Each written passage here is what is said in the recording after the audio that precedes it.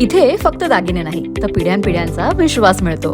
परंपरेची झळाळी आणि विश्वासाची खात्री. कैलास अडगावकर ज्वेलर्स, दत्त मंदिर bus stop, Nashik road. Dwarka परिसरातील वाढत्या वाहतूक कोंडीच्या समस्येवर कायमस्वरूपी तोडगा काढण्यासाठी उभारण्यात येत असलेल्या अंडरपास रोड प्रकल्पाची आमदार देवयानी फरांदे यांनी प्रत्यक्ष स्थळी भेट देऊन सविस्तर पाहणी केली.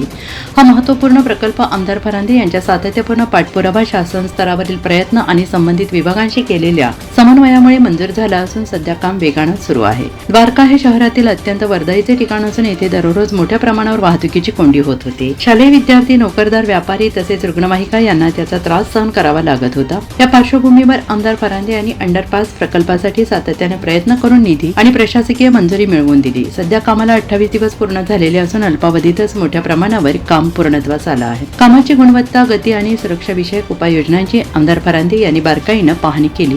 निर्धारित वेळेत आणि उच्च दर्जाचे काम पूर्ण करण्याच्या सूचना त्यांनी संबंधित अधिकाऱ्यांना दिल्या. उत्कृष्ट प्रगतीबद्दल त्यांनी अभियंते आणि कामगारांचे आभार मानले. नागरिकांच्या सुरक्षेच्या दृष्टीने ही बाब गांभीर्याने घेत आमदार फरांदे यांनी अंडरपास पूर्ण झाल्यानंतर सर्व वायरी भूमिगत करण्यात येतील असे आश्वासन दिले. तसेच अधिकाऱ्यांना आवश्यक डक्ट तयार करून त्यामधून वायरी भूमिगत करण्याचे स्पष्ट निर्देश दिले.